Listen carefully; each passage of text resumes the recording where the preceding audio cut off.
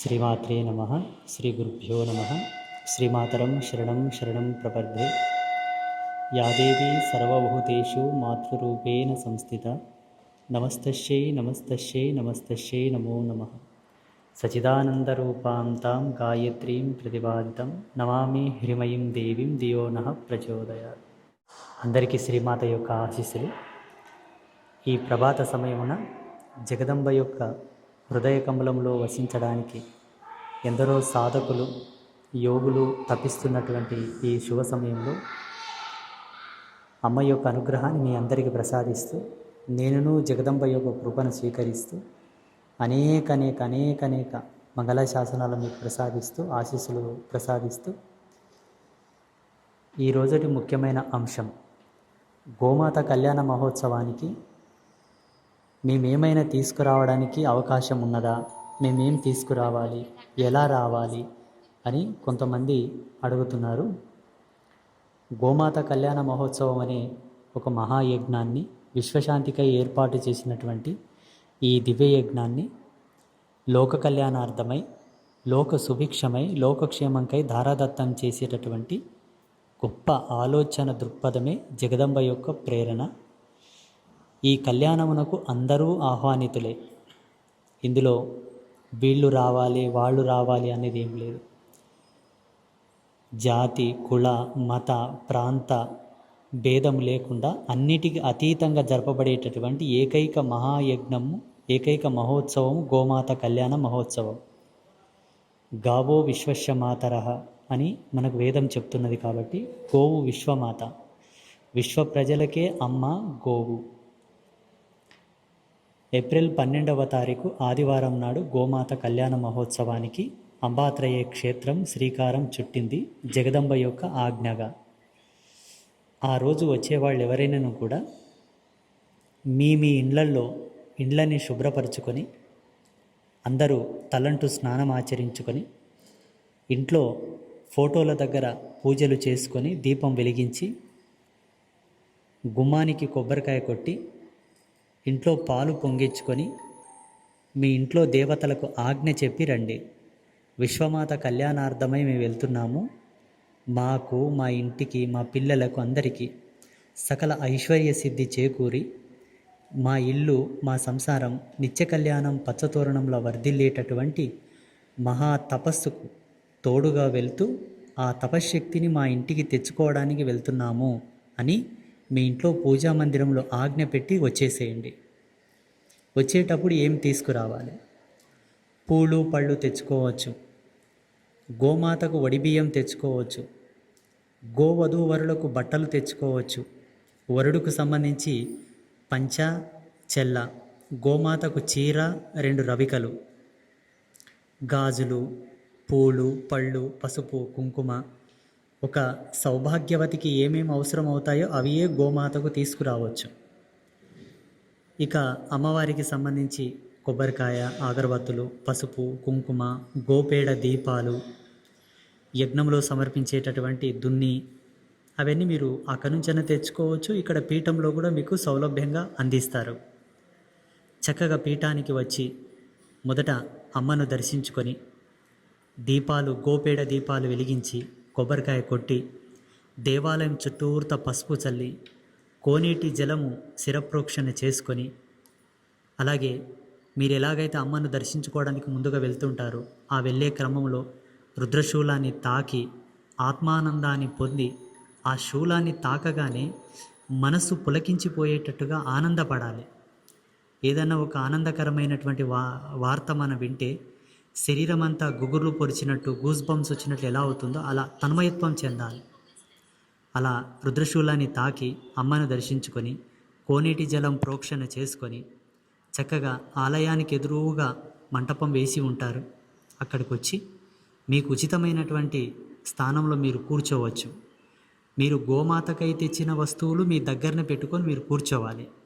దేవాలయంలో ఏమైనా మీరు సమర్పించేది ఉన్నా, పూలు పళ్ళు అమ్మకు తెచ్చింది ఉన్న అమ్మకు సమర్పించి, అక్కడ గోవధూవరులకు సమర్పించాల్సినవి మీరు చెంతనే తీసుకొని వెళ్ళి అక్కడ కూర్చోవాలి. కూర్చొని ఆ కళ్యాణ ఘట్టమును ఆత్మానందముగా, నయనానందముగా చూడండి. ఎలా చూడాలంటే మన కడుపులో పుట్టిన పిల్లల పెళ్లి చేస్తుంటే మనం ఎంత ఆనందపడతామో, విశ్వమునే కన్న తల్లి మన తల్లిదండ్రుల పెళ్ళిళ్ళు మనం చూడలేకపోవచ్చు, మనకు జన్మనిచ్చిన తల్లిదండ్రుల పెళ్లి మనం చూడలేదు, కానీ ఆ తల్లి కళ్యాణం చూసే అదృష్టాన్ని ఈ పీఠం మనకు కల్పించింది చూడండి. ఇది చాలా ఈ జాతికే గర్వకారణమైనటువంటి అంశం. విశ్వమునికి జన్మనిచ్చిన తల్లి గోమాత క్షీరసాగర మదనంలో కామధేను ఉద్భవించినప్పుడు ఇంద్రాది దేవతలు చేసినటువంటి స్తుతి అమోఘం. దేవి భాగవతంలో దాని యొక్క ఉల్లేఖన ఉన్నది. అలా ఈ లోకమునకే తల్లి కాబట్టి ఆ తల్లి కళ్యాణం చూస్తున్నట్లు పారవశ్యం చెందండి. ఒక బిడ్డ కళ్యాణము చూస్తేనే కళ్ళలో నీళ్ళు తెచ్చుకుంటారు తల్లిదండ్రులు. విశ్వమునకే తల్లి, ఆ తల్లి కళ్యాణాన్ని చూస్తున్నప్పుడు ఆనందపడాలి. ఆత్మానందం, బ్రహ్మానందం. అలా ఆనందం పొందుతూ అలా కూర్చొని ఆ తల్లికి మాంగళ్యధారణ చేసి తలంబ్రాలేసిన తర్వాత ఒక వరుసలో అందరిని పిలుస్తారు. ప్రతి ఒక్కరూ ఒక లైన్లో వచ్చి క్యూ పద్ధతిలో క్రమపద్ధతిలో వచ్చి మీరు తెచ్చినటువంటి ఒడి బియ్యము కానీ బట్టలు కానీ పూలు పళ్ళు ఏవైనప్పటికీ మీరు గోవధూవరులకు సమర్పించాలి. అక్కడ వాలంటీర్స్ ఉంటారు, వాళ్ళ చేతికిస్తే అక్కడ గోవధూవరులకు సమర్పణ చేస్తారు. మీకు అక్షింతలు ఇస్తారు. ఆ అక్షింతలు గోవధూవరులకేసి కొంగుబడితే మీకు తలంబ్రాలు వేస్తారు. అలా తలంబ్రాలు తీసుకొని ఆ విశ్వమాతకు మనస్ఫూర్తిగా దండం పెట్టుకొని మీ ఇళ్ళకి మీరు రావచ్చు. కళ్యాణ ఘట్టం తర్వాత భోజన వసతి ఉంటుంది.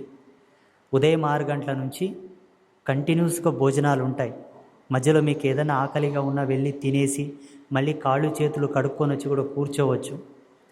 అలా ఈ కళ్యాణ ఘట్టంలో ఎవరైనాను భాగస్వాములు అవ్వవచ్చు. ఇక్కడ విశ్వమాత అని గోవుని సంబోధించాము కాబట్టి గోవధూవరులకు ఎవరైనాను మంగళసూత్రం కానీ మెట్టలు కానీ బాసింగాలు కానీ కూడా సమర్పించుకోవచ్చు.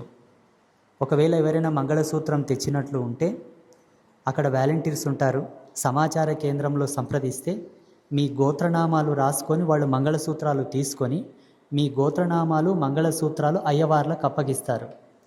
ఎవరెవరు మంగళసూత్రాలు తెస్తారో ఆ మంగళసూత్రాలన్నీ గుజిగుచ్చి గోమాతకు ధారణ చేయిస్తారు.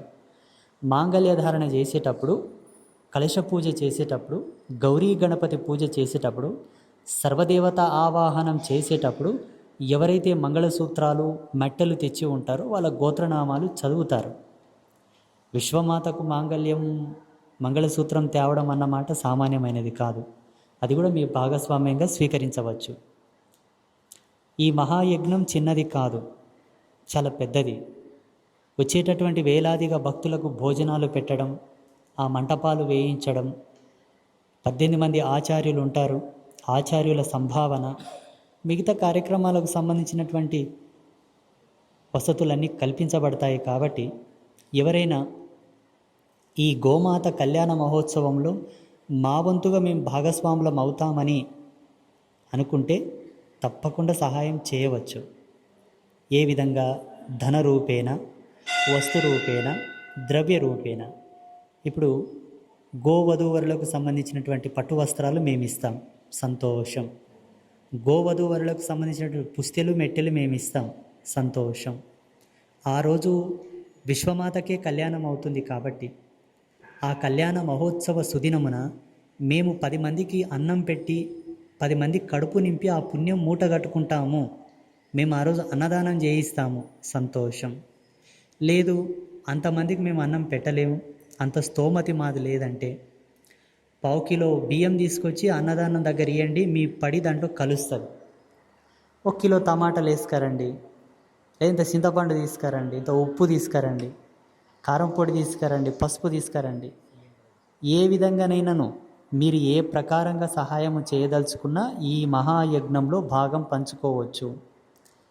ఈ కళ్యాణమును యజ్ఞమని ఎందుకు సంబోధిస్తున్నానంటే యజ్ఞపదమునకు చాలా గొప్ప అర్థం ఉన్నది. వేదధర్మం ప్రకారంగా యజ్ఞం అనే పదమునకు అద్వితీయమైనటువంటి అర్థం, ఇంకా దాని మించిన అర్థం లేదు. అందుకే దీన్ని యజ్ఞంతో సంబోధిస్తున్నాను వైదికంగా. ఈ గోమాత కళ్యాణ మహోత్సవంలో, ఈ విశ్వమాత కళ్యాణ మహోత్సవంలో ఇటువంటి సదావకాశాన్ని, ఇటువంటి అద్భుతమైనటువంటి మహదావకాశాన్ని మనకు పీఠం కల్పిస్తున్నది. అంబాత్రయ క్షేత్రం కాబట్టి ఏ సమయం ఎవరిదో మనం నిర్ణయించలేం. అది ఆ విధాత నిర్ణయించిన పద్ధతి ప్రకారంగానే జరుగుతున్నది. ఈ సంవత్సరం బాగున్నాం, కాళ్ళు చేతులు పనిచేస్తున్నాయి, బుద్ధి పనిచేస్తుంది, ఆరోగ్యంగా ఉన్నాం, సహాయం చేద్దాము. వచ్చే సంవత్సరానికి ఇలా ఉండొచ్చు, ఉండకపోవచ్చు.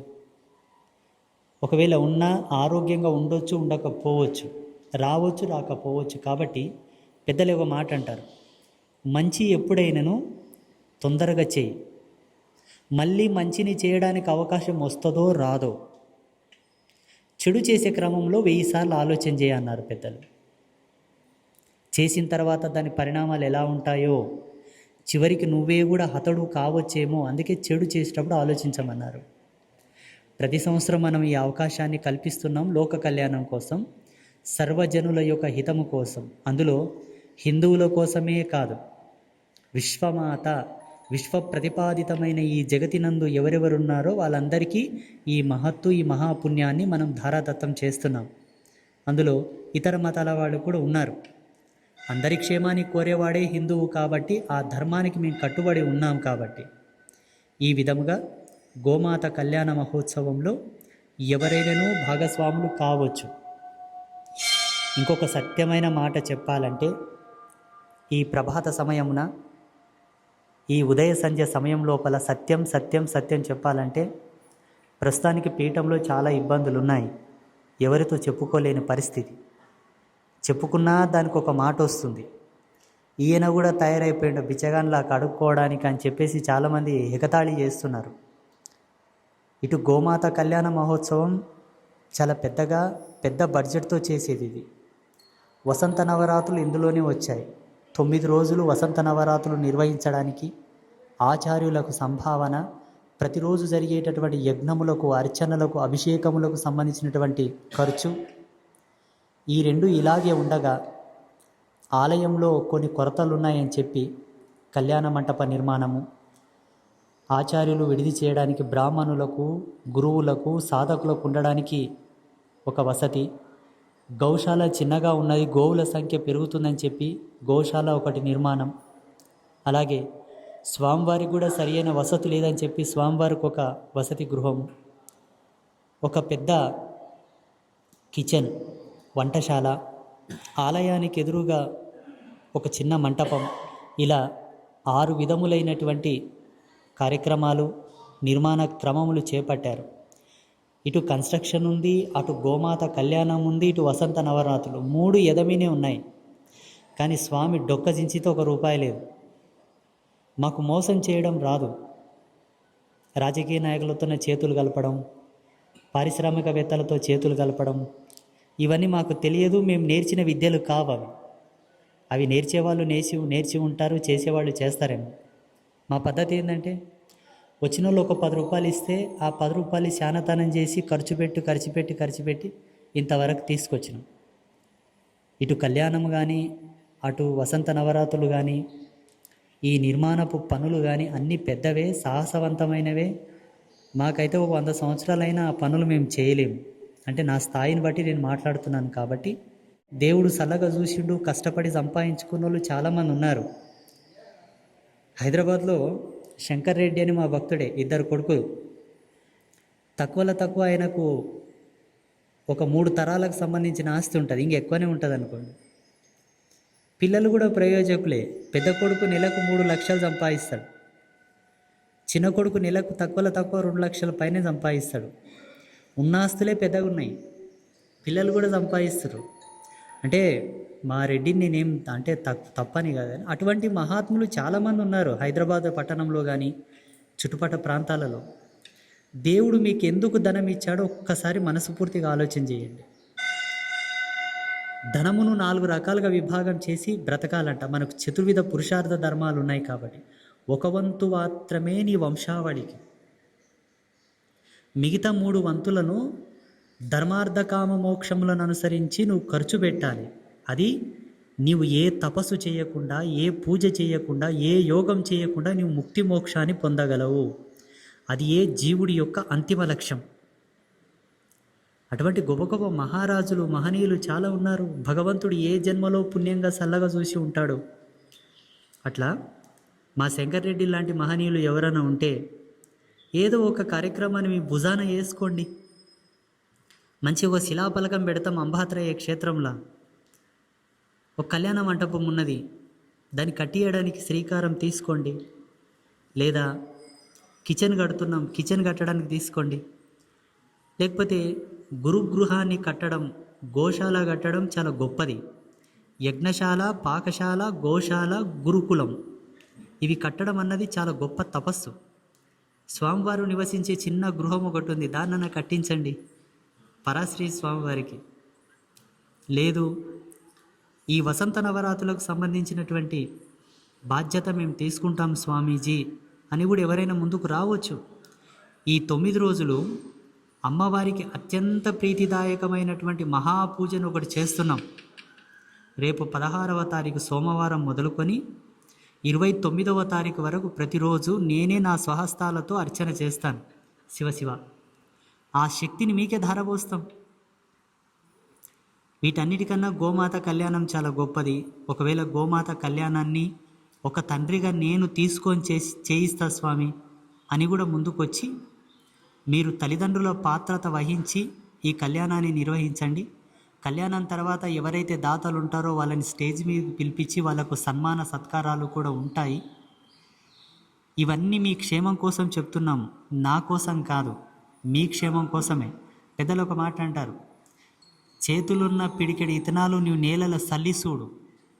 నువ్వు చేతుల్లో పెట్టుకుంటే అవి ఏం జరుగుతాయో నీకు తెలుసు, నువ్వు నేలలేస్తే అవేమవుతాయో కూడా నీకు తెలుసు.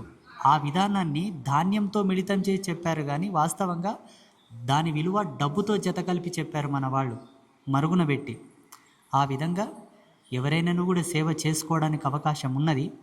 ఏ విధంగా సేవ చేయాలి, ఫోన్పే, గూగుల్ పే, పేటిఎం లాంటివి చాలామందికి సుపరిచితం కాబట్టి ఆ నంబర్ దీని మీద స్క్రోల్ చేస్తారు. మనది శ్రీ శ్రీ శ్రీ అంబాత్రయ్య క్షేత్రం త్రిశక్తిపీఠం ట్రస్ట్ ఉన్నది.